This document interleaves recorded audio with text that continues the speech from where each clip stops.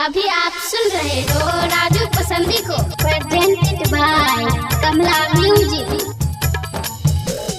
देबही ससुरा बसरा धुमने बछौड़ी मुड़ी छिलबे बछौड़ी मुड़ी छिलबे। म्यूजिक बाय डीजे उमेश शुक्रिया बाजार। छौड़ी मुड़ी छिलबे प्यार हमारा से कैले दोसरा से शादी, दोसरा से शादी, दोसरा से शादी। जे बही ससुरा बात जोगे हरम जादी, जोगे हरम जादी, जोगे हरम जादी। गई प्यार हमारा से कैले दोसरा से शादी, जे बही ससुरा बात जोगे हरम जादी। त जे बही ससुरा बा सारा धुमने बछौड़ी मुड़ी छिलबे बो। त डीजे बजा के हम पार्टी मने बछौड़ी मुड़ी छिलबे बो। त पंडित बोला के हम पूजा करे बछौड़ी मुड़ी छिलबे बो। जोगे हरम जादी, जोगे हरम जादी। म्यूजिक बाय डीजे उमेश शुक्रिया बाजार।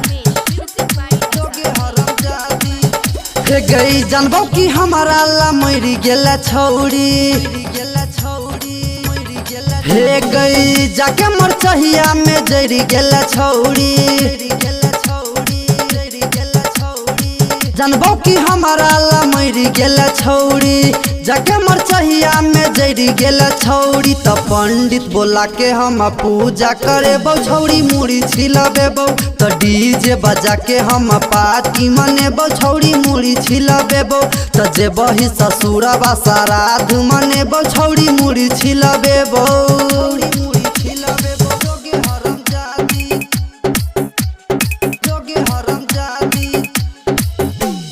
म्यूजिक बाय डीजे उमेश शुक्रिया बाजार। नया नया माल पटा ले बो हम गे, हे गई पूजा करा के भुला दे बो गम गे। हे गई नया नया माल पटा ले बो हम गे, पूजा करा के भुला दे बो गम गे। त कमा लागे राजू कहो दिल से भगे बछौड़ी मुड़ी छिलबे बो। त पंडित बोला के हम पूजा करे बछौड़ी मुड़ी छिलबे बो। त जे बही ससुरा बा सारा धुमने बछौड़ी मुड़ी छिलबे बो।